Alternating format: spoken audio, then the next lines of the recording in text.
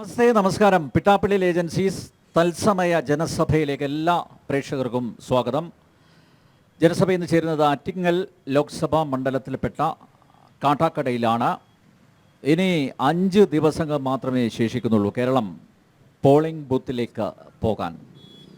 വളരെ വാശിയേറിയ ഒരു മത്സരത്തിനാണ് ആറ്റിങ്ങൽ ലോക്സഭാ മണ്ഡലം സാക്ഷ്യം വഹിക്കുന്നത്. സിറ്റിംഗ് MP അടൂർ പ്രകാശ് കൈപ്പത്തി ചിഹ്നത്തിൽ വീണ്ടും ജനവിധി തേടുന്നു. അദ്ദേഹത്തിൻ്റെ എതിരാളികളായി 2 പ്രധാനികൾ തന്നെയാണ് മത്സരിക്കുന്നത്. CPMൻ്റെ തിരുവനന്തപുരം ജില്ലാ സെക്രട്ടറിയും സിറ്റിംഗ് MLAയുമായിട്ടുള്ള വി ജോയ്, അതുപോലെ കേന്ദ്ര സഹമന്ത്രി, വിദേശകാര്യ സഹമന്ത്രി വി മുരളീധരൻ താമര ചിഹ്നത്തിലും ജനവിധി തേടുന്നു. വാശിയേറിയ മത്സരത്തിന് ആറ്റിങ്ങൽ ലോക്സഭാ മണ്ഡലം സാക്ഷ്യം വഹിക്കുന്നു. ആറ്റിങ്ങൽ ആരെ പിന്തുണയ്ക്കും? നമുക്ക് ജനഹിതം തേടാം, അറിയാം. അടുത്ത 1.5 മണിക്കൂർ കൊണ്ട് ഞങ്ങളുടെ ക്ഷണം സ്വീകരിച്ച് 3 മുന്നണികളുടെയും പ്രതിനിധികൾ ഇവിടെ എത്തിച്ചേർന്നിട്ടുണ്ട്. അവരെ പരിചയപ്പെടുത്തുന്നു. UDFനെ പ്രതിനിധീകരിച്ച് കോൺഗ്രസ് നേതാവ് ശ്രീമതി ദീപ അനിലിനെ സ്നേഹപൂർവ്വം സ്വാഗതം ചെയ്യുന്നു. NDA പ്രതിനിധീകരിച്ച് BJPയുടെ മേഖലാ സെക്രട്ടറി മുക്കംപാലമൂട് ബിജു ആണ് പങ്കെടുക്കുന്നത്. അദ്ദേഹത്തെയും സ്നേഹപൂർവ്വം സ്വാഗതം ചെയ്യുന്നു. LDFനെ പ്രതിനിധീകരിച്ച് CPM നേതാവ് PS പ്രഷീദ് ആണ് ഇന്നത്തെ ജനസഭയിൽ പങ്കെടുക്കുന്നത്. പ്രഷീദിനെയും സ്നേഹപൂർവ്വം സ്വാഗതം ചെയ്യുന്നു. ഒപ്പം ആറ്റിങ്ങൽ ലോക്സഭാ മണ്ഡലത്തിലെ എല്ലാ വോട്ടർമാരെയും ജനസഭയിലേക്ക് സ്നേഹാദരങ്ങളോടെ സ്വാഗതം ചെയ്യുന്നു. ഞാൻ ഈ സംവാദം ശ്രീമതി ദീപയിൽ നിന്ന് ആരംഭിക്കുകയാണ്. ലാസ്റ്റ് ലാപ്പിലാണ് പ്രചരണം, അല്ലേ? എന്താണ് പ്രതീക്ഷ? ആറ്റിങ്ങൽ മണ്ഡലം നിലനിർത്തുമോ? 100% പ്രതീക്ഷയല്ല, ഉറപ്പാണ്.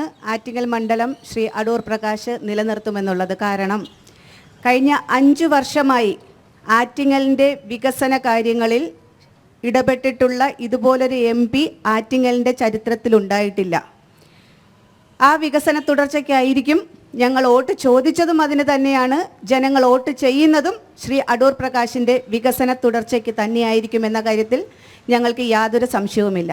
കഴിഞ്ഞ 5 വർഷക്കാലം ഈ ആറ്റിങ്ങൽ പാർലമെൻറ്റ് മണ്ഡലത്തിൻ്റെ മുക്കിലും മൂലയിലും തൻ്റെ സാന്നിധ്യം അറിയിക്കുകയും അതോടൊപ്പം തന്നെ തൻ്റെ വികസനത്തിൻ്റെ കയ്യൊപ്പ് ഓരോ പ്രദേശങ്ങളിലും പ്രത്യേകമായി തന്നെ എടുത്ത് കാണിക്കത്തക്ക രീതിയിലുള്ള വികസനങ്ങൾ നടത്തുകയും ഇന്നാട്ടിലെ ഒരു ചെറിയ കുട്ടിക്ക് പോലും ചിരപരിചിതനായി അവരുടെ ദൈനംദിന ജീവിതത്തിൽ ഇടപെട്ടുകൊണ്ട് തന്നെ ഒരു പാർലമെൻറ്റ് അംഗത്തിന് ഒരു പഞ്ചായത്ത് ജനപ്രതിനിധിയെ പോലെയും പ്രവർത്തിക്കാൻ കഴിയും എന്ന് ഈ പാർലമെൻറ്റ് മണ്ഡലത്തിലെ എല്ലാ ജനങ്ങൾക്കും കാണിച്ചു കൊടുത്ത, തെളിയിച്ച ഒരു ജനപ്രതിനിധിയാണ് ശ്രീ അടൂർ പ്രകാശ് എന്നുള്ളത്.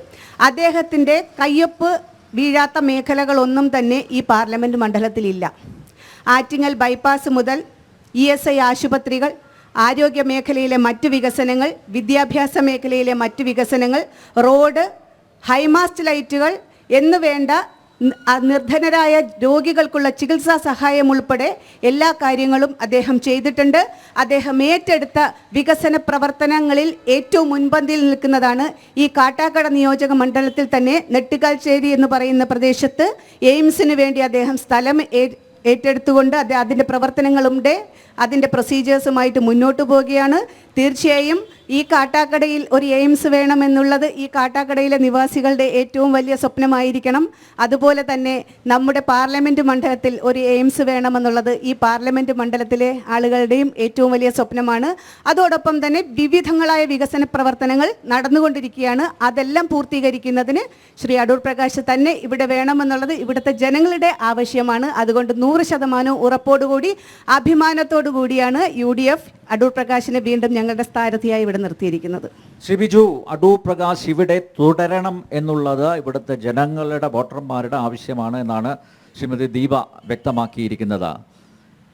ഇവിടെ NDAയുടെ പ്രതീക്ഷ എന്താണ്? പ്രധാനമന്ത്രി നരേന്ദ്രമോദി പ്രചരണത്തിൻ്റെ ഭാഗമായി കഴിഞ്ഞ ദിവസം ഇവിടെ എത്തി. ഇവിടെ താമര വിരിയുമോ? ആറ്റിങ്ങൽ പാർലമെൻറ്റിൽ ഇത്തവണ 100% താമര വിരിയും എന്ന് തന്നെയാണ് ഞങ്ങളുടെ പ്രതീക്ഷ. കാരണം കഴിഞ്ഞ 5 വർഷമായി ഇവിടെ ഒരു MP ഉണ്ടായിരുന്നോ എന്ന് ജനങ്ങൾക്കറിയില്ല. അങ്ങനെയുള്ള ഒരു MP ക്ക് വീണ്ടും വോട്ട് ചെയ്യാൻ ആറ്റിങ്ങൽ പാർലമെൻറ്റിലെ ജനങ്ങൾ അത്രമാത്രം മണ്ടന്മാരാണോ എന്നാണ് ഞങ്ങൾ ചിന്തിക്കുന്നത്. ഞങ്ങൾക്ക് 100% വിശ്വാസമുണ്ട് നരേന്ദ്രമോദി സർക്കാരിൻ്റെ കഴിഞ്ഞ 10 വർഷത്തെ പ്രവർത്തനം അതിന്ന് ജനങ്ങളിൽ പ്രതിഫലിക്കുന്നു എന്ന് യാതൊരു സംശയവുമില്ലാതെ ഞങ്ങൾക്ക് പറയാൻ സാധിക്കും. ഇന്ന് ജനങ്ങൾ വികസനമാണ് ആഗ്രഹിക്കുന്നത്. നരേന്ദ്രമോദി കാട്ടാക്കടയിൽ വന്ന സമയത്ത് അവിടെ തടിച്ചുകൂടിയ ജനങ്ങൾ ഭാരതീയ ജനതാ പാർട്ടിയുടെ പ്രവർത്തകരിൽ നിന്ന് വ്യത്യസ്തമായി പബ്ലിക്കിൻ്റെ സാന്നിധ്യം വളരെ കൂടുതലായിരുന്നു. ഞങ്ങൾ പ്രതീക്ഷിച്ചതിലും അപ്പുറം ഇവിടുത്തെ മറ്റ് രാഷ്ട്രീയ പാർട്ടികൾ UDFൻ്റെയും LDFൻ്റെയും മറ്റ് രാഷ്ട്രീയ പാർട്ടികളുടെ പ്രതിനിധികൾ ഒട്ടനവധി പേർ ആ നരേന്ദ്രമോദിയെ ഒന്ന് കാണാൻ അദ്ദേഹത്തിൻ്റെ ദർശനത്തിന് വേണ്ടിയിട്ട് അവിടെ എത്തിയിരുന്നു എന്ന് പറഞ്ഞാൽ ഇവിടുത്തെ UDFനും LDFനും നിഷേധിക്കാൻ സാധിക്കില്ല. ഇവിടെ എൻ്റെ സഹോദരി പറഞ്ഞതുപോലെ എയിംസ് ഈ രാജ്യത്ത് എത്ര എയിംസ് ഉണ്ടായിരുന്നു? 60 വർഷക്കാലം ഈ രാജ്യം കോൺഗ്രസ് ഭരിച്ചപ്പോൾ ഈ രാജ്യത്താകെ ഉണ്ടായിരുന്നത് 5 എയിംസുകളാണ്. ഇന്ന് 10 വർഷക്കാലം നരേന്ദ്രമോദി ഭരിച്ചപ്പോൾ ഈ രാജ്യത്ത് 20 എയിംസുകളായി. ഈ നെട്ടുകാൽത്തേരി എന്ന് പറയുന്ന സ്ഥലം എവിടെ നിന്ന് കിട്ടിയെന്നറിയില്ല. ഈ നെട്ടുകാൽത്തേരി 1ാം നരേന്ദ്രമോദി സർക്കാർ അധികാരത്തിൽ വന്നപ്പോൾ ഞങ്ങൾ ആവശ്യപ്പെട്ടത് ഈ തലസ്ഥാന നഗരിയിൽ തിരുവനന്തപുരം ജില്ലയിൽ കാട്ടാക്കട നെട്ടുകാൽത്തേരിയിൽ 100 ഏക്കർ സ്ഥലം എയിംസ് തുടങ്ങാൻ അനുയോജ്യമായ സ്ഥലമുണ്ട്. ആ സ്ഥലം ഞങ്ങൾ ആവശ്യപ്പെടുകയും അന്നത്തെ MLA ആയിരുന്ന O രാജഗോപാലിൻ്റെ നേതൃത്വത്തിൽ അന്നത്തെ കേന്ദ്ര ആരോഗ്യ വകുപ്പ് മന്ത്രിയെ കണ്ട് അത്തരത്തിലൊരു പ്രൊപ്പോസൽ കൊടുക്കുകയും ചെയ്തു. തിരുവനന്തപുരം ജില്ലയിൽ all India institute of medical science Thiruvananthapuram ജില്ലയിൽ നെട്ടുകാൽത്തേരിയിൽ തുടങ്ങണം. അതിനനുയോജ്യമായ 100 ഏക്കർ സ്ഥലം നെട്ടുകാൽത്തേരിയിലുണ്ട്. പക്ഷേ ആ സ്ഥലം കേരള സർക്കാരിൻ്റെ പെർമിഷൻ കിട്ടിയില്ല. ഇന്ന് കേരള സർക്കാർ പറഞ്ഞത് എവിടെയാ? തിരുവനന്തപുരത്ത് ആവശ്യമില്ല. All India institute of medical science തുടങ്ങേണ്ടത് കോഴിക്കോടാണ്. കോഴിക്കോടാണ് കേരളത്തിൻ്റെ മധ്യഭാഗം. അതുകൊണ്ട് ഇത് തിരുവനന്തപുരം ജില്ലയിൽ ആവശ്യമില്ല, അത് കോഴിക്കോട് തുടങ്ങണമെന്ന് പറഞ്ഞതിൻ്റെ പേരിലാണ് ഈ എയിംസ് ഇന്ന് നെട്ടുകാൽത്തേരിയിൽ തുടങ്ങാൻ സാധിക്കാത്തത്. അതുകൊണ്ട് ഞങ്ങൾക്ക് 100% പറയാൻ സാധിക്കും, തിരുവനന്തപുരം ജില്ലയിൽ തന്നെ എയിംസ് കൊണ്ടുവരാൻ ഞങ്ങൾക്ക് സാധിക്കും. അതിനിവിടെ വികസനം നടക്കണമെങ്കിൽ നിങ്ങൾ ഈ ആറ്റിങ്ങൽ പാർലമെൻറ്റിലെ കേരളത്തിലെ ജനങ്ങൾ ഈ 2 മുന്നണികളെയും പരീക്ഷിച്ച് തളർന്നവരാ. ഇവിടെ LDFൻ്റെയും UDFൻ്റെയും പ്രതിനിധികൾ ആറ്റിങ്ങൽ പാർലമെൻറ്റിൽ നിന്ന് തിരഞ്ഞെടുക്കപ്പെട്ട് പോയിട്ടുണ്ട്. പക്ഷേ ഇവർക്ക് ആർക്കും തന്നെ ഈ ആറ്റിങ്ങൽ മണ്ഡലത്തിൻ്റെ വികസനത്തിന് വേണ്ടി യാതൊന്നും ചെയ്യാൻ സാധിച്ചിട്ടില്ല. ഏറ്റവും കൂടുതൽ കാർഷിക മേഖലയെ ആശ്രയിക്കുന്ന ഒരു മേഖലയാണ് ആറ്റിങ്ങൽ പാർലമെൻറ്റ്. വർക്കല പാപനാശം മുതൽ നമ്മുടെ വിതുര വരെ വലിയൊരു നീണ്ട പ്രദേശമാണ്. പക്ഷേ അവിടെ ഈ MPക്ക് അടൂർ പ്രകാശ് എന്ന് പറയുന്ന ഇന്നത്തെ നിലവിലെ MPക്ക് എല്ലാ ഭാഗത്തും എത്തിച്ചേരാൻ സാധിച്ചിട്ടുണ്ടോ എന്ന് ഇവിടുത്തെ UDFൻ്റെ പ്രതിനിധി ഒന്ന് ചിന്തിക്കണം. അദ്ദേഹം ഒരു തികഞ്ഞ പരാജയമാണ്. അതിന് തൊട്ട് മുമ്പേ ഉണ്ടായിരുന്ന MP ആയാലും ശരി തന്നെ ഈ ആറ്റിങ്ങൽ പാർലമെൻറ്റിൻ്റെ വികസനത്തിന് വേണ്ടി യാതൊന്നും ചെയ്തിട്ടില്ല. ഞങ്ങൾ ഉറപ്പ് പറയുന്നു, ഇവിടുത്തെ കാർഷിക മേഖലയെ പരിപോഷിപ്പിക്കുന്നതിന് നെടുമങ്ങാട് ഒരു അന്താരാഷ്ട്ര സൂപ്പർ മാർക്കറ്റ് അടഞ്ഞു കിടപ്പുണ്ട്. വർഷക്കാലമായി അന്താരാഷ്ട്ര സൂപ്പർ മാർക്കറ്റ് നെടുമങ്ങാട് മേഖലയിൽ അടഞ്ഞു കിടക്കുകയാണ്.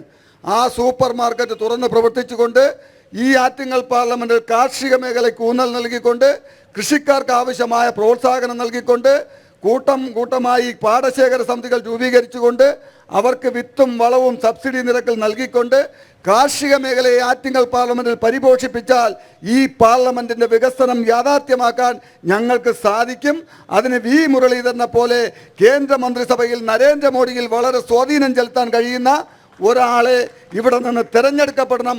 അതിന് ജനങ്ങൾ തയ്യാറാകും എന്നാണ് ഞങ്ങൾക്ക് പറയാനുള്ളത്. യെസ് പ്രഷീദ്, വികസനം മുൻനിർത്തിയാണ് 2 മുന്നണികളുടെയും പ്രതിനിധികൾ വോട്ട് ചോദിക്കുന്നത്. വികസന മുരടിപ്പുമാണ് ഇപ്പോൾ ഇവിടെ ചർച്ച ചെയ്യപ്പെട്ടത്. ഇവിടെ കേന്ദ്ര സർക്കാരിൻ്റെ പ്രവർത്തനം വിലയിരുത്തപ്പെടും. ലോക്സഭാ തെരഞ്ഞെടുപ്പിൽ സ്വാഭാവികമായും സംസ്ഥാന സർക്കാരിൻ്റെ പ്രവർത്തനം കൂടി വോട്ടർമാർ പരിശോധിക്കില്ലേ? അതിനു മുമ്പ് ഇത് ജനം TV-യുടെ ജനസഭ എന്നാണ് ബോർഡ്. പക്ഷേ ഇതൊരു കോമഡി ഷോയാക്കി തുടക്കത്തിൽ തന്നെ UDFൻ്റെ സ്ഥാനാർത്ഥി പ്രഖ്യാപിച്ചു. കാരണം ഇവിടെ UDFൻ്റെ സ്ഥാനാർത്ഥി ആദ്യം അവകാശപ്പെട്ടതും അതിന് ശേഷം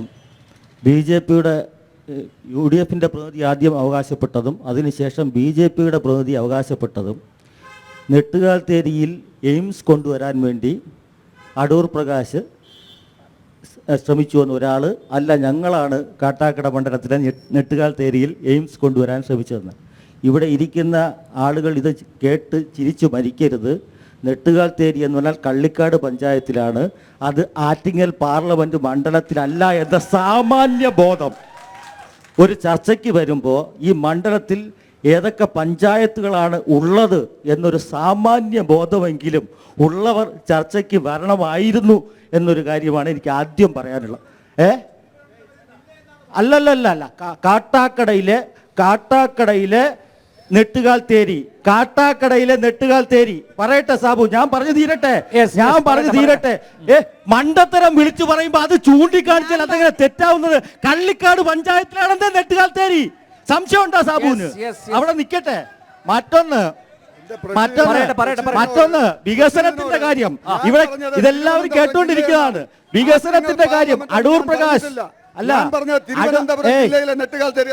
പ്രകാശ് അടൂർ പ്രകാശ് കഴിഞ്ഞ 5 വർഷക്കാലം ഈ ആറ്റിങ്ങൽ മണ്ഡലത്തിൽ നടത്തിയ വികസന പ്രവർത്തനങ്ങളുടെ തുടർച്ചയ്ക്ക് വേണ്ടിയാണ് UDF വോട്ട് ചോദിക്കുന്നത് എന്ന് പറയുകയാണെങ്കിൽ ഈ നാട്ടിലെ ജനങ്ങൾക്ക് മറ്റൊന്നും പറയാനില്ല.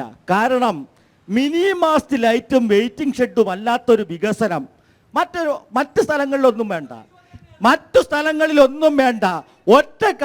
കോൺഗ്രസിനെ പറയുമ്പോ സാമൂഹ്യത്തിനാണ് ഇത്ര ചൊരുക്ക്. കോൺഗ്രസിലെ അടൂർ പ്രകാശിന്റെ കാര്യം പറയുമ്പോ എന്താ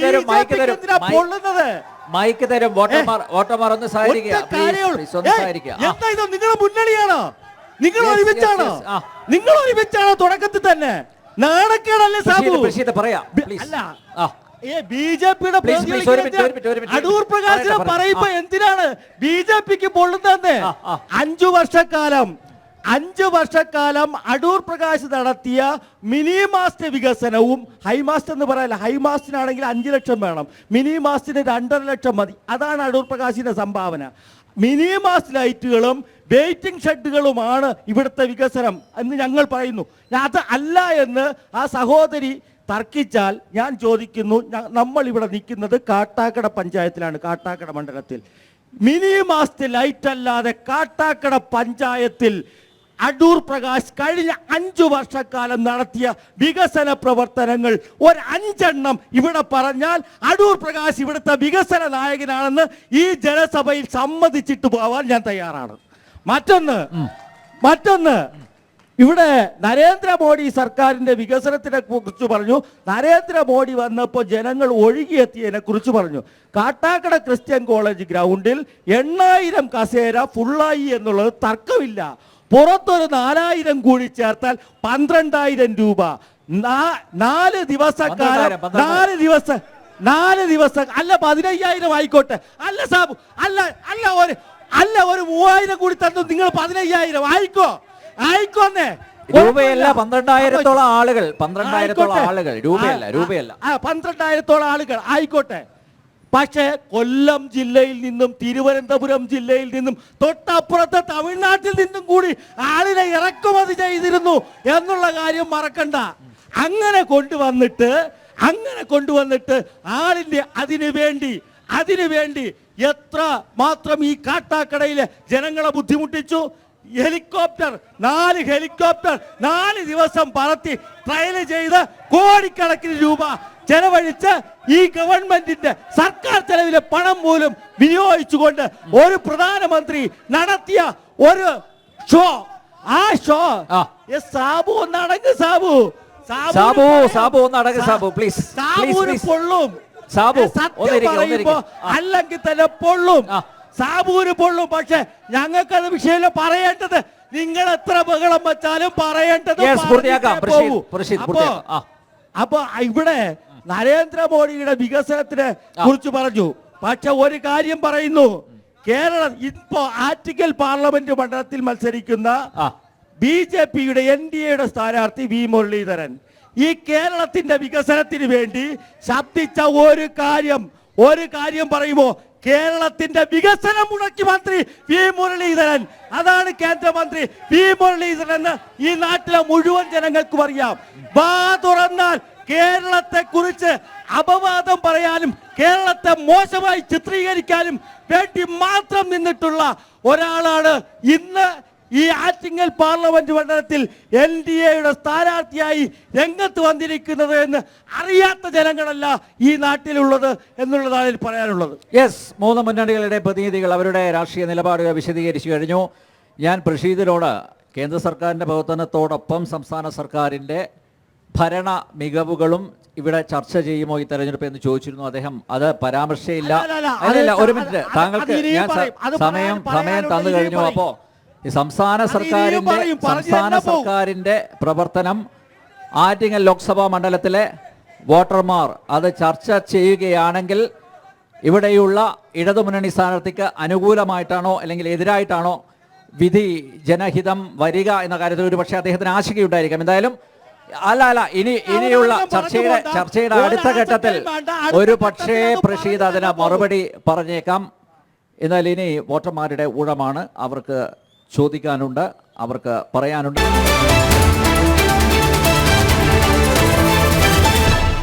കേരളത്തിലെ ഏറ്റവും വലിയ ജനകീയ സംവാദ വേദിയായ ജനസഭയിലേക്ക് ഒരിക്കൽ കൂടി സ്വാഗതം. ആറ്റിങ്ങൽ ലോക്സഭാ മണ്ഡലത്തിൽപ്പെട്ട കാട്ടാക്കടയിലാണ് ജനസഭ പുരോഗമിക്കുന്നത്. യോജിപ്പും വിയോജിപ്പും, അതാണ് ജനാധിപത്യത്തിൻ്റെ സൗന്ദര്യം. ആരോഗ്യകരമായ സംവാദം ഉണ്ടാകും എന്ന് തന്നെയാണ് ഞാൻ പ്രതീക്ഷിക്കുന്നത്. വോട്ടർമാരിലേക്ക് പോകുന്നു. ആദ്യ ചോദ്യം ആരാണ്? ആർക്കും ഇല്ലേ? ബഹളം വെച്ചവർക്കൊന്നും ചോദ്യം ചോദിക്കാനില്ലേ? പെട്ടെന്ന്. യെസ്, ഓക്കെ, ചോദിച്ചോ. ആ, ഈ തെരഞ്ഞെടുപ്പ് പ്രഖ്യാപിക്കുന്നതിന് മുമ്പ് ഞാനൊരു പത്രത്തിലൊക്കെ ഒരു പടം കണ്ടു. കോൺഗ്രസ് ഇടതുപക്ഷത്തിൻ്റെ ഡി രാജ ഇവരെല്ലാം കൂടെ കൈകോർത്ത് നിന്ന് ഒരു മുന്നണി ഉണ്ടാക്കിയതായിട്ടാണ് ഞാൻ അറിഞ്ഞത്. അതിൻ്റെ പേര് INDIA.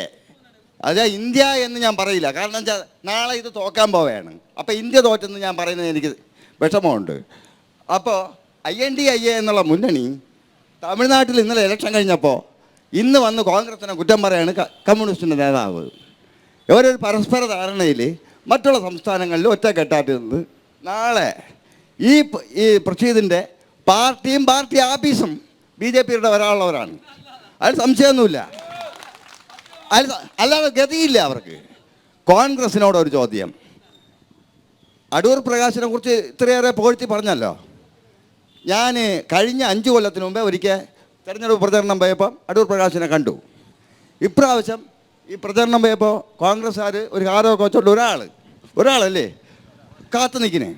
ഞാൻ അവിടെ നോക്കിയിട്ട് പറഞ്ഞു, എനിക്ക് 5 കൊല്ലത്തിന് ശേഷമുള്ള അടൂർ പ്രകാശിനെ ഒരിക്കൽ കൂടെ കാണാൻ ഞാൻ ഇവിടെ നിൽക്കുകയാണ്. കാണാൻ ഒരു കൊതി. പക്ഷേ എന്നിട്ടും കണ്ടില്ല.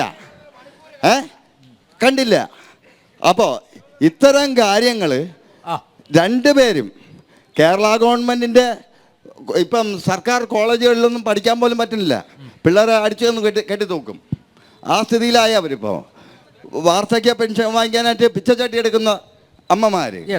ഈ ഗതികേടിലെത്തിച്ച 2 മുന്നണിക്കും ഇവിടെ ഇതിന് മറുപടി പറഞ്ഞിട്ടേ ഇവിടെ നിന്ന് പോവാവൂ. യെസ്, ശ്രീമതി ദീപ, അടൂർ പ്രകാശിനെ കാണാനില്ല എന്നാണ് അദ്ദേഹം പറയുന്നത്. വാസ്തവമുണ്ടോ അതില്? അദ്ദേഹം ഈ നാട്ടിലുണ്ടായിരുന്നോ എന്ന് എനിക്ക് സംശയമുണ്ട്. കാരണം അടൂർ പ്രകാശിനെ കണ്ടില്ല എന്ന് പറഞ്ഞു കഴിഞ്ഞാൽ ഒന്നിൽ പത്രം വായിക്കുന്നില്ല, അല്ലെങ്കിൽ ഈ നാട്ടിലില്ല എന്നുള്ളതാണ്. ഈ നാട്ടിലില്ലെങ്കിൽ പത്രം വായിച്ചു കഴിഞ്ഞാൽ അദ്ദേഹം ഈ മണ്ഡലത്തിന്റെ മുക്കിലും മൂലയിലും ഉണ്ട് എന്നുള്ളതിന് യാതൊരു സംശയവുമില്ല.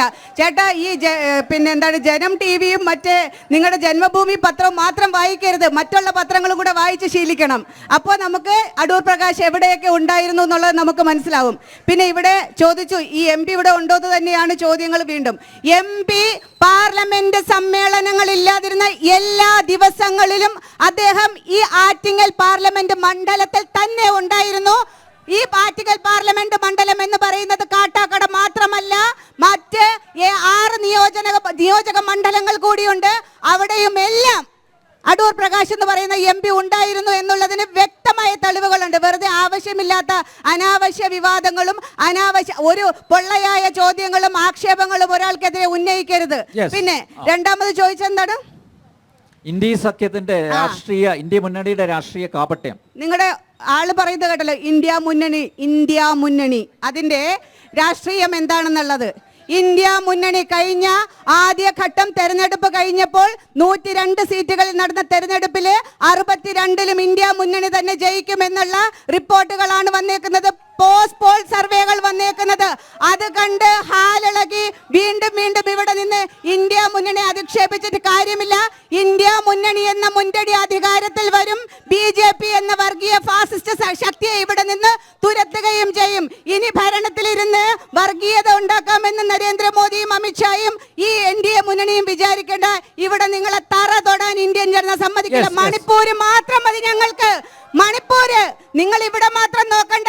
ചേട്ടൻ ഇപ്പൊ വലിയ വായിൽ പറഞ്ഞല്ലോ, മണിപ്പൂരിലെ കാര്യം ഒന്ന് പറയൂ. അവിടെ എന്താ സംഭവിച്ചത്? നിങ്ങളുടെ നാട്ടിൽ നിങ്ങളുടെ സഹോദരിയെ ജാതിയുടെ മതത്തിന്റെ പേര് പറഞ്ഞ് ഈ റോഡിലൂടെ നഗ്നയായി വലിച്ചഴിച്ചാൽ നിങ്ങൾ സമ്മതിക്കോ? നിങ്ങൾ സമ്മതിക്കോ? എന്തുകൊണ്ട് അതിനെതിരെ പ്രതികരിക്കുന്നില്ല? എന്തുകൊണ്ട് 250 ക്രിസ്തീയ ആരാധനാലയങ്ങൾ തകർത്തതിനെ നിങ്ങൾ പ്രതികരിക്കുന്നില്ല? മണിപ്പൂരിനടുത്തുള്ള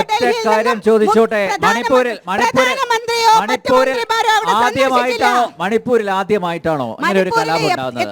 നിങ്ങൾ UPA സർക്കാർ ഭരിച്ച സമയത്ത് മണിപ്പൂർ ശാന്തമായിരുന്നു. UPA സർക്കാർ ഭരിച്ച സമയത്ത് മണിപ്പൂർ ശാന്തമായിരുന്നു.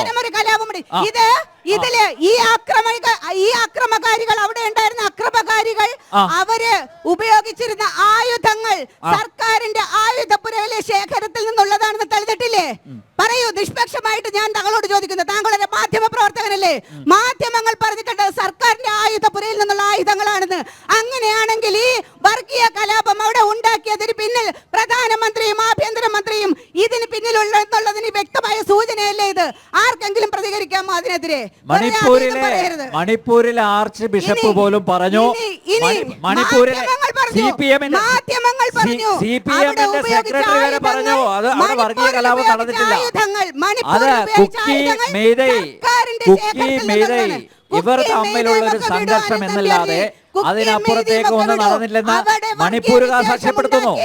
അപ്പൊ ഒരു മിനിറ്റ് ഞാൻ അങ്ങനെയാണ് ശ്രീ ബിജുവിനോട് ചോദിക്കട്ടെ. ബിജു, മണിപ്പൂര് എല്ലാ ജനസഭകളിലും ഉയർന്നു കേൾക്കുന്നതാണ്. മണിപ്പൂർ കൊണ്ട് 10 വോട്ട് ഉണ്ടാക്കാൻ പറ്റുമോ എന്നുള്ളതാണ് നോക്കുന്നത്. അത് നടക്കുമോ? നാട്ടിൽ നടക്കുമോ? ഞങ്ങൾക്ക് മണിപ്പൂർ കൊണ്ട് വോട്ട് ഉണ്ടാക്കേണ്ട ആവശ്യമില്ല. ഇവിടുത്തെ MPയുടെ പ്രവർത്തനം കൊണ്ട് തന്നെ ഞങ്ങൾക്ക് വോട്ട് ഉണ്ടാവും എന്നുള്ളതിന് ഞങ്ങൾക്ക് 100% ഉറപ്പുണ്ട്. ശ്രീ ബിജു എനിക്ക് ഇവിടെ പറയാനുള്ളത്, ഇപ്പൊ മണിപ്പൂർ എന്ന വാക്ക് കിട്ടിയത് എവിടെ നിന്നാണ്? റോഡേ ബൈക്കിൽ പോയ 2 പേർ വിളിച്ചു പറഞ്ഞിട്ട് പോയി മണിപ്പൂരിനെ കുറിച്ച് സംസാരിക്കാൻ. അത്ര ഗതികേടൊന്നും എനിക്കില്ല. ഇവിടെ ഇരിക്കുന്ന മുഴുവൻ ആൾക്കാരും ഇവിടെ ഒരു പാർട്ടിയുടെ വക്താവായി ഇവിടെ വന്ന് നിൽക്കുന്നെങ്കിൽ റോഡിൽ കൂടി ബൈക്കിൽ പോകുന്ന ആളുകൾ വിളിച്ചു പറയുന്ന പോയിന്റുകൾ പറയേണ്ട ആവശ്യം എനിക്കില്ല. അധികം തരംതാണ് സംസാരിക്കരുതെന്നും കൂടെ പറയരുതെന്നും ഞാൻ പറയുകയാണ്.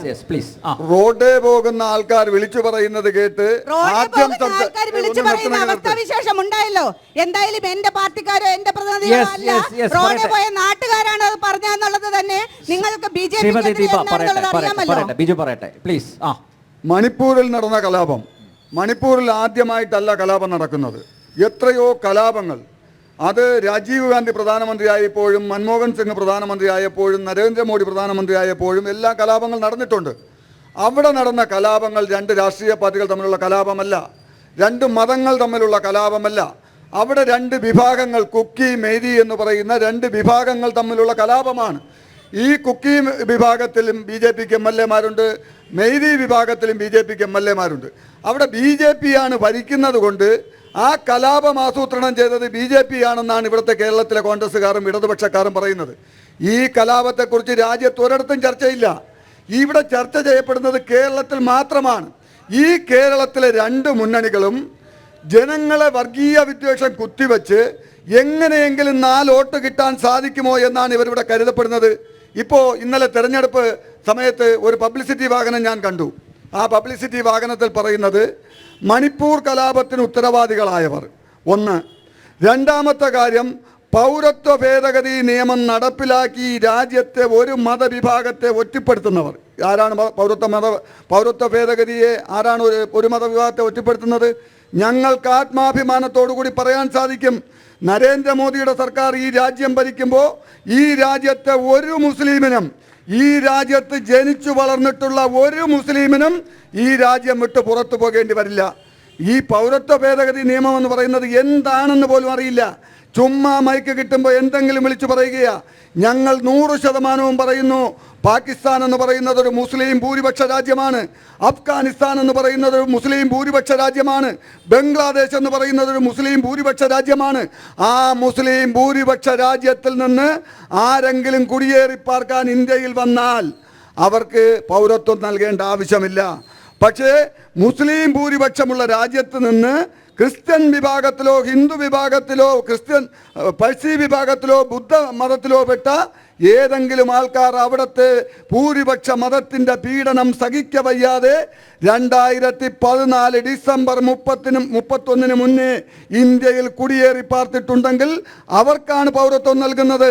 ഈ രാജ്യത്തെ മുസ്ലിം വിഭാഗത്തിനെയും ക്രിസ്ത്യൻ വിഭാഗത്തിനെയും തെറ്റിദ്ധരിപ്പിച്ച് ഈ രണ്ട് മുന്നണികളും 4 വോട്ടിന് വേണ്ടി ഈ കേരളത്തിൽ വർഗീയ വിദ്വേഷം ഇളക്കി വിടുകയാണ് ഈ രണ്ട് നെറികെട്ട രാഷ്ട്രീയ പാർട്ടികളുടെയും ഉദ്ദേശമെന്ന് പറയാൻ ഞാൻ ആഗ്രഹിക്കുക. യെസ് ബഷീദ്, ബംഗാളിലെയും ത്രിപുരയിലെയും പാർട്ടിയുടെ അവസ്ഥയാകുമോ എന്നുള്ളതാണ് അദ്ദേഹം ചോദിച്ചത്.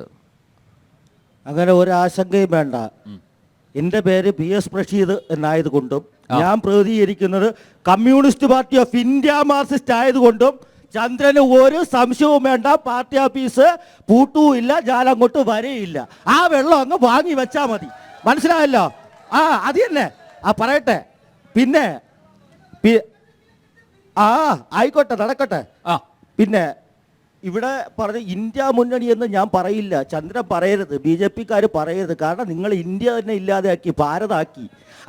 അതാണ് ഭാരതാക്കി. ഇന്ത്യ എന്ന നമ്മളെല്ലാം ചരിത്ര പാഠപുസ്തകങ്ങളിൽ പഠിച്ചു വന്ന ഈ രാജ്യത്തെ ഇല്ലാതാക്കി. ഇപ്പോ നിങ്ങൾ തെരഞ്ഞെടുപ്പ് വരുമ്പോ ഗണപതി വട്ടവും ഉള്ളിവട്ടവും മുരളിവട്ടവും വരച്ച് അതാണ് ഈ രാജ്യത്തെ ബാധിക്കുന്ന ഏറ്റവും വലിയ വിഷയം എന്ന് പറഞ്ഞ് ജനങ്ങളെ മുമ്പിൽ വർഗീയത ഇളക്കി വിടാൻ ശ്രമിക്കുകയാണ്. അതിനൊരു പേര് പറയും, ആർഷഭാരതം ഇങ്ങനെയായിരുന്നു എന്ന്. അതുകൊണ്ട് അതിനെക്കുറിച്ചൊന്നും കൂടുതൽ വർത്തമാനം പറയണ്ട. പിന്നെ മണിപ്പൂർ ഇവിടെ മണിപ്പൂരിനെ കുറിച്ച് പറഞ്ഞു. ഇവിടെ നാട്ടുകാരാണ് മണിപ്പൂർ ചർച്ച ചെയ്യണമെന്ന് പറഞ്ഞു പോയത്. പറയട്ടെ. മണിപ്പൂര് ഇവിടെ പറഞ്ഞു 2 ഗോത്ര വിഭാഗങ്ങൾ തമ്മിലുള്ള തർക്കം മാത്രമാണ് എന്ന്. അവിടെ മണിപ്പൂർ ഭരിക്കുന്നത് BJP. ആ BJP-യുടെ സർക്കാർ ഈ ഒരു വിഭാഗത്തിന് വേണ്ടി മറുവിഭാഗത്തെ കൊല്ലാൻ കൂട്ടുനിന്നു. ഒരു വിഭാഗത്തിൽപ്പെട്ട സ്ത്രീകളെ നഗ്നരാക്കി നടു റോഡിലൂടെ നടത്തുന്ന ചിത്രം നമ്മളെല്ലാവരും കണ്ടു. ഇവിടെ BJP നേതാവ് സുരേഷ് ഗോപിയുടെ മകളുടെ കല്യാണത്തിന് വരാൻ തൃശ്ശൂര് ഗുരുവായൂർ വരാൻ സമയം കണ്ടെത്തിയ ഇന്ത്യയുടെ പ്രധാനമന്ത്രി മണിപ്പൂരിൽ ക്രൂരമായി ആക്രമിക്കപ്പെട്ട ജനങ്ങളെ ഒന്ന് സമാശ്വസിപ്പിക്കാൻ അതുവരെ പോകാനുള്ള സമയം പോലും കണ്ടെത്തിയിട്ടില്ല. അത് പറയുമ്പോൾ തന്നെ ഒരു കാര്യം, മണിപ്പൂര് പോട്ടെ, ഇപ്പൊ ഏറ്റവും അടുത്ത ദിവസമാണ് തെലങ്കാനയിൽ കോൺഗ്രസിന്റെ മുഖ്യമന്ത്രിയാണ് ഭരിക്കുന്നത്. തെലങ്കാനയിൽ മദർ തെരേസയുടെ പള്ളിക്ക് നേരെ നിന്ന് കാവിയുടുത്ത ഒരു കൂട്ടം ആളുകൾ അവിടെ ആ അക്രമം നടത്തുന്നത് നമ്മൾ കണ്ടില്ലേ? അവിടുത്തെ പള്ളിയിലെ പാതിരിമാരെ ഉൾപ്പെടെ കന്യാസ്ത്രീകളെ ഉൾപ്പെടെ ആക്രമിച്ചപ്പോ ആ ആക്രമിച്ചവർക്കെതിരെ നടപടി സ്വീകരിക്കുന്നതിന് പകരം ആ അക്രമകാരികളെ സംരക്ഷിച്ചുകൊണ്ട് ആക്രമണത്തിന് വിധേയരായവർക്കെതിരെ കേസെടുത്ത കോൺഗ്രസിന്റെ മുഖ്യമന്ത്രിയും കൂടി ഉണ്ട് എന്നുള്ള കാര്യവും നമ്മൾ മറക്കണ്ട. അതുകൊണ്ട് മണിപ്പൂരിന്റെ കാര്യത്തിൽ വലിയ അവകാശവാദമൊന്നും കോൺഗ്രസിന് പറയാനില്ല എന്നുള്ളതാണ് ഞാൻ ചൂണ്ടിക്കാണിക്കുന്നത്. വൃന്ദാക്കാരാട്ടുമാണല്ലോ പോയത് അവിടെ മണിപ്പൂരിനെ സംരക്ഷിക്കുന്നതിനും അവരെ ആശ്വസിപ്പിക്കുന്നതിനും വേണ്ടി പോയത്. ഇന്ത്യ മുന്നണിയുടെ ഭാഗമാണ് ഇങ്ങനെ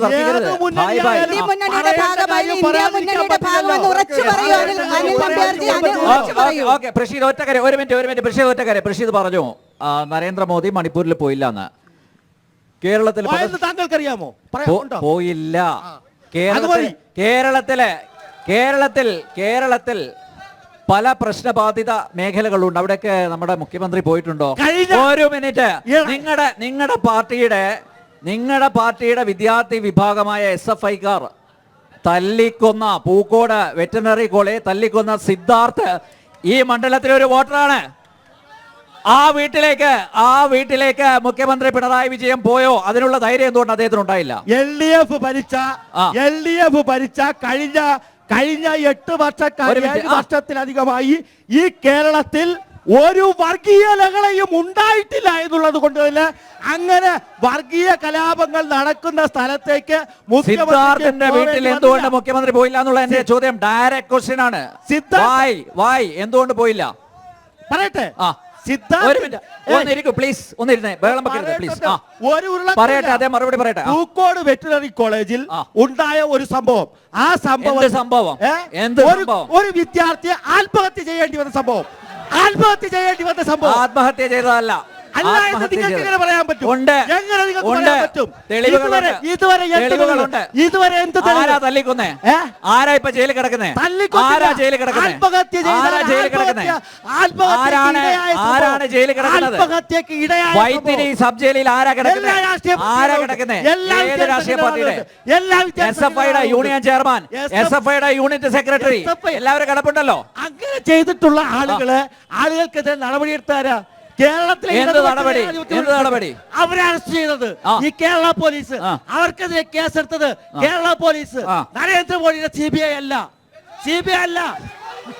പിന്നെ ഒരു കാര്യം കൂടി ഇവിടെ SFIയുടെ സഖാവ് ധീരജിനെ ഇടുക്കിയിൽ കോൺഗ്രസ്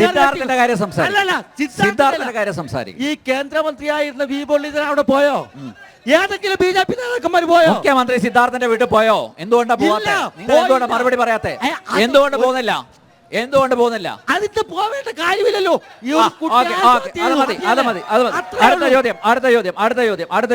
ചോദ്യം ചോദിക്കും. ഇപ്പോൾ ഞാൻ ഒരു കാര്യം കൂടെ പറയാം. ഈ LDFന്റെ പ്രതിനിധിയോട് പറയാനുള്ള ചോദ്യം, മുതലപ്പുഴയിൽ ഒരു സംഭവം ഉണ്ടായി. അന്നേരം ഇവിടുന്ന് നിങ്ങളുടെ ആന്റണി രാജുവും അതുപോലെ തന്നെ ശിവൻകുട്ടിയും കൂടെ അവിടെ പോയതിനു ശേഷം അവിടെ ഉണ്ടായ ഷോ ഓഫ് ഒക്കെ നിങ്ങൾ കണ്ടതാണ്. അവിടെയുള്ള സഹോദരിമാരുടെ മുന്നിൽ പോലും നിങ്ങൾ കാണിച്ചത്. അപ്പം അവിടെ എല്ലാ സ്ഥലങ്ങളിലും നിങ്ങളുടെ മുഖ്യമന്ത്രി എത്തുന്നു എന്ന് പറഞ്ഞു കഴിഞ്ഞാൽ ഞങ്ങളെല്ലാം വിശ്വസിച്ച് ഇവിടെ ഇരിക്കുവാണ്. ചോദ്യം അതല്ല, ഞാൻ ആ ഒരു കാര്യം പറഞ്ഞോളൂ. ചോദ്യം ഇതാണ്. എൻ്റെ ചോദ്യം, നിങ്ങളിപ്പോൾ പ്രതികരിക്കുന്നുണ്ട് ഇന്ത്യ മുന്നണി അങ്ങനത്തെ കാര്യങ്ങളുണ്ട്. നിങ്ങളുടെ പ്രധാനമന്ത്രി സ്ഥാനാർത്ഥിയാണ്. കാരണം ഇന്നലെ വൈകുന്നേരവും നിങ്ങളുടെ മുഖ്യമന്ത്രി പറഞ്ഞത് രാഹുൽ ഗാന്ധിക്ക് ഈ പറയുന്ന ഭാരതത്തിൻ്റെ പ്രധാനമന്ത്രിയായിട്ടോ ഇരിക്കാനുള്ള കഴിവില്ല എന്ന് നിങ്ങളുടെ മുഖ്യമന്ത്രി പിണറായി വിജയൻ പറഞ്ഞു. അങ്ങനെയാണെങ്കിൽ നിങ്ങൾ ഇവിടുത്തെ സാധാരണ ജനങ്ങളുടെ മുന്നിൽ നിന്ന് വോട്ട് തേടി ആരെയാണ് പ്രധാനമന്ത്രിയാക്കാൻ വേണ്ടിയിട്ട് നിങ്ങൾ മുന്നോട്ട് പോകുന്നത് എന്നുള്ളതാണ് എൻ്റെ ക്വസ്റ്റ്യൻ. ഒന്ന്. രണ്ടാമത്തെ കാര്യം, ജനൻ ടിവിയോട് ചോദിക്കാനുള്ളത്, ജനൻ ടിവിയുടെ ഞാൻ ചോദിക്കുന്നത്, ഈ പറയുന്ന ഭാരതത്തിൻ്റെ വികസനത്തിലോ അല്ലെങ്കിൽ അതിൻ്റെ വളർച്ചയ്ക്കോ യാതൊരു തരത്തിലും ഒരു പങ്കും വഹിക്കാത്ത LDFനെ പോലെയുള്ള ഒരു ഒരു കെട്ടിവെച്ച സീറ്റ്, അതായത് കെട്ടിവെച്ച കാശ് പോലും സീറ്റുകൾ കിട്ടില്ല എന്ന് ഉറപ്പുള്ള ഇവരെ പിടിച്ച് ഈ അല്ലെങ്കിൽ ജനസഭയെ വിളിച്ചുകൊണ്ട് വരാൻ നാണക്കേട് തോന്നുന്നില്ല നിങ്ങൾക്ക്? അതാണ് നമ്മൾ നോക്കേണ്ടത്. അവർ വിളിക്കേണ്ടവരെ വിളിക്കുക, അതാണ് അല്ല. നമുക്ക് വിശാലമായ കാഴ്ചപ്പാടാണ്. എല്ലാവർക്കും തുറന്നു പറയാനുള്ള ഒരു വേദി ഒരുക്കിയാണ്. തത്സമയ സംപ്രേഷണമാണ്, അൺഎഡിറ്റഡ് ആണ്. അവര് പറയുന്നത് കൂടെ കേൾക്കട്ടെ, എല്ലാവരും പറയുന്നത് കൂടെ കേൾക്കട്ടെ. യെസ്. ആരാണ് പ്രധാനമന്ത്രി സ്ഥാനാർത്ഥി എന്നുള്ളതാണ്. അതിനു മുമ്പ് ഇദ്ദേഹം ചോദിച്ച ഒരു ചോദ്യത്തിന് മറുപടി പറയാതിരിക്കാൻ പറ്റില്ലല്ലോ. ആ ചോദ്യം ചോദിച്ചത് ഇവിടെ ഈ പ്രധാനമന്ത്രി സ്ഥാനാർത്ഥിയെ പറയാം. അതിനു മുമ്പ് അവസാനം LDFന്റെ പ്രതിനിധിയെ എന്തിനു വേണ്ടിയാണ് ഇവിടെ വിളിച്ചു വരുത്തിയത്? ഇതാണ് ചോദ്യം. കേരള നിയമസഭയിൽ ഉള്ള അക്കൗണ്ടും പൂട്ടി വീട്ടിലിരിക്കുന്ന ആളുകളാണ് ഈ പറയുന്നത്. ഉള്ള അക്കൗണ്ടും പൂട്ടി ഒന്ന്. പിന്നെ ഒരു കാര്യം ഈ കേരളത്തിലെ ജനങ്ങൾ കഴിക്കുന്നത് ചാണകവും കുടിക്കുന്നത് ഗോമൂത്രവും അല്ലാത്തിടത്തോളം കാലം, അരിയാഹാരം കഴിക്കുന്ന ആളുകൾ ഉള്ളിടത്തോളം കാലം ഇവിടെ BJPക്ക് ഒരു സ്ഥാനവും ഈ കേരളത്തിന്റെ മണ്ണിലുണ്ടാവില്ല എന്നുള്ള കാര്യത്തിൽ തർക്കം വേണ്ട. പിന്നെ പ്രധാനമന്ത്രി ഇന്ത്യ രാജ്യത്ത് ഇടതുപക്ഷ പ്രസ്ഥാനം വളരെ കൃത്യമായി പറഞ്ഞിട്ടുണ്ട്, തെരഞ്ഞെടുപ്പിന് ശേഷം ജനാധിപത്യ മതേതര കക്ഷികൾ വിജയിച്ചു വന്നാൽ അപ്പോൾ കൂടി ആലോചിച്ചുകൊണ്ട് പ്രധാനമന്ത്രി ആരും തീരുമാനിക്കും. ഒന്നാം യു പി എ ഗവൺമെന്റിന്റെ കാലത്തും അത് തന്നെയാണ് ചെയ്തത്.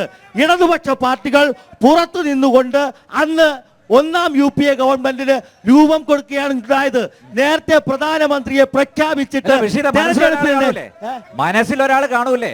മനസ്സിൽ ഒരാൾ കാണൂലേ? ഞങ്ങളുടെ മനസ്സിൽ വേണ്ടത് ജയിച്ചു വരുമ്പോ ആ മതേതര കക്ഷികളിൽ നിന്നും ഏറ്റവും യോഗ്യനായ ഒരാളെ, അത് രാഹുൽ ഗാന്ധി അവിടെ വന്ന് BJP-ക്കാർക്ക് താല്പര്യം വിട്ടാൽ ഞങ്ങൾക്ക് താല്പര്യമില്ല, അത്രയല്ല.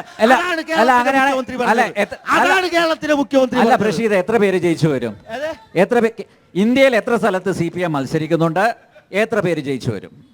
ഒന്നാം UPA ഗവൺമെന്റ് ഗവൺമെന്റ് ഉണ്ടാക്കുന്നതിന് സഖാവ് ഹർകിഷൻ സുർജിത്താണ് നേതൃത്വം കൊടുത്തത്. അന്ന് 64 സീറ്റുകളാണ് ഇടതുപക്ഷ പാർട്ടികൾക്ക് ഇന്ത്യ രാജ്യത്തുണ്ടായിരുന്നത്. ആ 64 സീറ്റുകൾ വെച്ചുകൊണ്ടാണ് BJP വിമുക്ത ഭാരതം എന്ന അജണ്ട മുന്നോട്ട് വെച്ചുകൊണ്ട് ഒരു ഗവൺമെന്റ് ഈ രാജ്യത്ത് ഉണ്ടാക്കിയത്. അതിന് നേതൃത്വം കൊടുത്തത് ഇടതുപക്ഷ പാർട്ടികളാണ്. അതുകൊണ്ട് തന്നെ ഇപ്പോ ഇടതുപക്ഷ പാർട്ടികൾ അതിന്റെ എല്ലാ കഴിവും എടുത്തുകൊണ്ട് BJP-യെ ഈ രാജ്യത്തിന്റെ ഭരണത്തിൽ നിന്ന് അകറ്റി നിർത്തുവാൻ വേണ്ടിയുള്ള നയസമീപനങ്ങൾ എടുത്തുകൊണ്ട് പരമാവധി സീറ്റുകളിൽ BJP-യെയും അതുപോലെ എത്ര സീറ്റുകളിൽ മത്സരിക്കുന്നു CPM സ്ഥാനാർത്ഥികൾ, എത്രയിൽ ജയിക്കും എന്നാണ് ഞാൻ ചോദിച്ചത്. പ്രത്യക്ഷമായിട്ടുള്ള ചോദ്യമാണ്, അതിന് മറുപടി ഇല്ല. Yes, okay. അടുത്ത ചോദ്യം. ഒരു സംശയം. ഇപ്പോ ഇടതുപക്ഷവും വലതുപക്ഷവും ജയിക്കും എന്നുള്ള പ്രതീക്ഷയിലാണ് നിൽക്കുന്നത്. ഇപ്പോൾ ഈ കോൺഗ്രസിനെ സംബന്ധിച്ച് നമുക്ക് അടഞ്ഞ അധ്യായമാണ്. കാരണം നാലാമതൊരു സ്ഥാനാർത്ഥി ഉണ്ടായിരുന്നെങ്കിൽ തോക്കുന്നത് 4ാം സ്ഥാനാർത്ഥിയായിരുന്നു അടൂർ പ്രകാശൻ. കാരണം ഈ മണ്ഡലത്തിലോ നമ്മളെ ഈ സമീപ പ്രവർത്തകർ ഈ 5 വർഷം ഇയാളെ കണ്ടിട്ടില്ല. അത് സത്യമായിട്ടുള്ള കാര്യമാണ്. ഇപ്പോൾ ഇടതുപക്ഷത്തിൻ്റെ പ്രതിനിധിയോട് എനിക്ക് ചോദിക്കാനുള്ളത്, നിങ്ങൾ ഈ നരേന്ദ്രമോദിയെ പറയുന്നു, നിങ്ങൾ 7 വർഷം ഈ കേരളം ഭരിച്ചു, നിങ്ങൾ എന്തെങ്കിലും ഒരു വികസനം ഈ കവലകളിൽ ഈ സ്ഥാനാർത്ഥിയുടെ സ്വീകരണ പരിപാടിയൊക്കെ നമ്മൾ കേട്ടതാണ്, എന്തെങ്കിലും ഒരു വികസനം പറയാനില്ല. അവരൊക്കെ പറയാനുള്ളത് നരേന്ദ്രമോദി വന്നാൽ ഇവിടുത്തെ മുസ്ലിങ്ങളെ കയറ്റിവിടും. പ്രസംഗം ഞങ്ങൾ ലൈവായിട്ട് കേൾക്കുന്നതാണ്. പക്ഷേ നരേന്ദ്രമോദിയെ സംബന്ധിച്ച് നരേന്ദ്രമോദി ജനങ്ങളോട് വോട്ട് ചോദിക്കുന്നത് അദ്ദേഹം ചെയ്തിട്ടുള്ള 10 വർഷം ജനങ്ങൾക്ക് വേണ്ടി ചെയ്തിട്ടുള്ള കാര്യങ്ങൾ പറഞ്ഞിട്ടാണ്. ഈ 7 വർഷം ജയിച്ച ഈ കേരളം ഭരിക്കുന്ന ഈ പാർട്ടിക്ക് ഒരു വികസനം പറയാനില്ല. ഈ LDF-ന്റെ പ്രതിനിധിയോട് ഒരു കാര്യം കൂടെ ചോദിക്കാനുണ്ട്. നിങ്ങൾ ഈ സാധാരണക്കാർക്ക് വേണ്ടി നിലവിളി കൊള്ളുന്നു. ഈ കണ്ടള ബാങ്കിലെ സാധാരണക്കാരുടെ പൈസ എവിടെ പോയി? ഊരുട്ടമ്പലം ബാങ്കിലെ പൈസ എവിടെ പോയി? ഇതിനും കൂടെ ഒരു മറുപടി ഈ ഇടതുപക്ഷത്തിന്റെ പ്രതിനിധി ഒന്ന് പറഞ്ഞു തരണം. പാവപ്പെട്ട കണ്ടള സഹകരണ ബാങ്കിലെ സാധാരണക്കാരുടെ ജനങ്ങളുടെ കഷ്ടപ്പെട്ട് പെൻഷൻ കിട്ടിയ പൈസകൾ കൊണ്ടിട്ട് സ്വന്തമായി വയസ്സുകാലത്ത് വെള്ളം കുടിക്കുവാൻ വേണ്ടി കൊണ്ടിട്ട പൈസ എല്ലാം കൂടെ നിങ്ങളെ നേതാക്കന്മാര് മോട്ടിച്ചും പിടിച്ചു പറിച്ചും പാവങ്ങളെ ദ്രോഹിച്ചല്ലോ. അതെന്ത് ചെയ്യും? അതിന്റെ ഒരു മറുപടി നിങ്ങൾ തരണം. ഓക്കെ. കണ്ടല സഹകരണ ബാങ്ക്, കരുവന്നൂർ സഹകരണ ബാങ്കിലെ കൊള്ള പോലെ വളരെ സജീവമായി ചർച്ച ചെയ്യപ്പെട്ട ഒരു വിഷയമാണ് കണ്ടല സഹകരണ ബാങ്കിലെ കൊള്ള. കണ്ടല സഹകരണ ബാങ്കിനെ നയിച്ച CPI നേതാവ് ബാസുരാങ്കൻ, അദ്ദേഹത്തിന്റെ മകൻ ജയിലിൽ കിടക്കുകയാണ്. യെസ്, ആ പണം തിരിച്ചു കൊടുക്കുമോ? കണ്ടല സർവീസ് സഹകരണ ബാങ്കില് അഴിമതി നടന്നിട്ടുണ്ട് എന്ന് ആദ്യമായി കണ്ടുപിടിച്ചത് കേരളത്തിലെ സഹകരണ വകുപ്പാണ്. കൂവണ്ട സത്യമല്ലേ? പക്ഷേ അതുമായി ബന്ധപ്പെട്ട്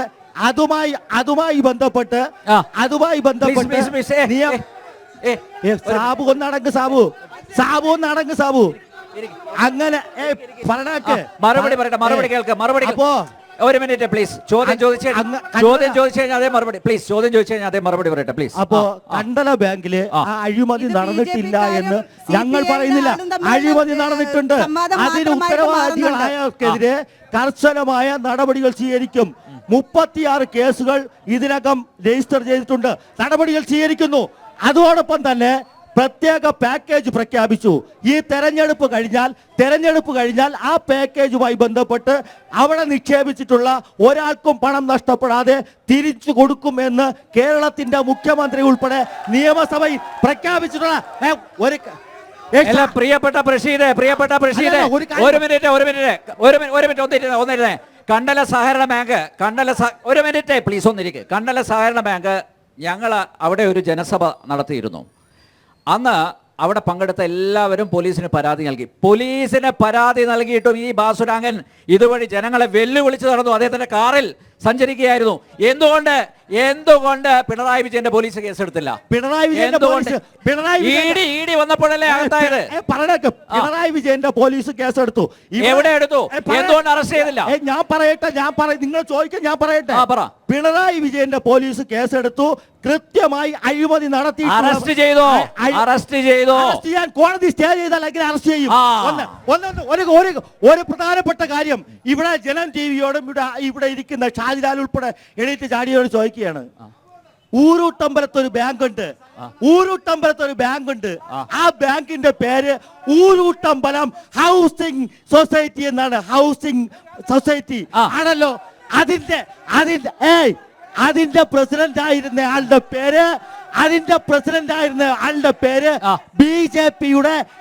ബിജെപിയുടെ ഊരൂട്ടമ്പലം ഏരിയ പ്രസിഡന്റ് ആയിരുന്ന മണികണ്ഠൻ ജി ആണല്ലോ. 15 കോടി രൂപ ജനങ്ങളിൽ നിന്ന് തട്ടിയെടുത്ത് ബാങ്ക് പൂട്ടിപ്പോയി. പറയട്ടെ, ബാങ്ക് പോയിട്ട് ബാങ്ക് ഇരുന്ന സ്ഥലത്ത് ഒരു കടലാസ് കഷ്ടം പോലും അവശേഷിച്ചിട്ടില്ല.